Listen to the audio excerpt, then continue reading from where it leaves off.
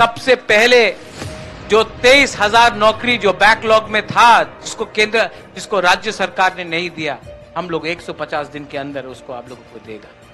My name is Faisal Hasib and I come from Darbhanga district in Bihar. As an educated Muslim youth, we need social, economic and political protection. We expect equal opportunities to grow and strict enforcement of law for protection against communal violence. I sincerely hope that Tripora Motaji Pardew Burma will ensure safety and security for us. And I also appeal to all my Muslim brothers in Tripura to come out and vote for the Tripura in large numbers. अस्सलाम वालेकुम, मेरा नाम इरफान है और मेरा ताल्लुक कश्मीर से। मोदी सरकार ने दफा 370 को हटाकर हम कश्मीर के नौजवानों के साथ धोखा किया है। इसके अलावा मुल्क में सीएए और एनआरसी को लाकर मुसलमानों को यहाँ से निकालने की साजिश की है।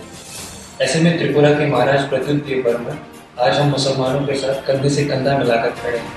मैंने त्रिपुरा मोता पार्टी के लिए अपनी तरफ से डोनेट किया है ताकि इस मुल्क में मुसलमानों का मुस्तकबिल महफूज हो। मेरी आप सब मुसलमान भाइयों से गुजारिश है कि त्रिपुरा मोता पार्टी का भरपूर ताउन करें। बहुत शुक्रिया कि हमारे